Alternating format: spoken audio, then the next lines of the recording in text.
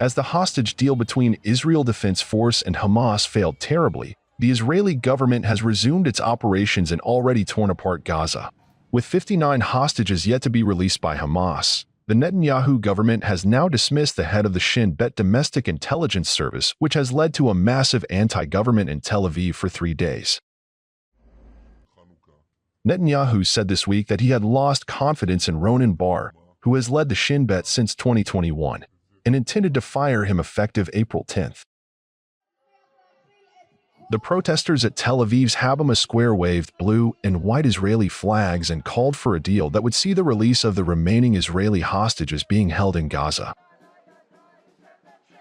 While one of the protesters asserted that the government failed in everything, former Israeli Prime Minister Yair Lapid accused Prime Minister Netanyahu of pushing for civil war. So the Israeli government actually failed in getting its own goals out of the war.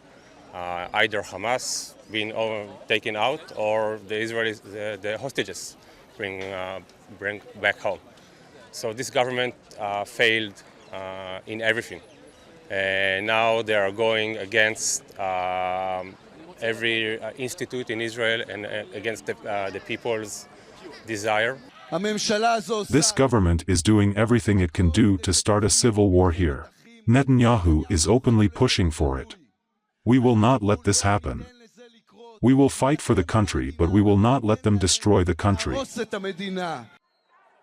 Meanwhile, another demonstrator termed Benjamin Netanyahu as the most dangerous enemy of Israel. The most dangerous enemy of Israel, it's not the Hamas, because we have very strong army where we can win the Hamas. The most dangerous enemy of Israel is Benjamin Netanyahu, because Benjamin Netanyahu for 20 years doesn't care about the country, doesn't care about the citizen. Netanyahu has dismissed the accusations that the decision was politically motivated, but his critics have accused him of undermining the institutions underpinning Israel's democracy by seeking Bar's removal. Since the start of the war, there have also been regular protests by families and supporters of hostages seized by Hamas during the October 7th attack that have sometimes echoed the criticisms of the government.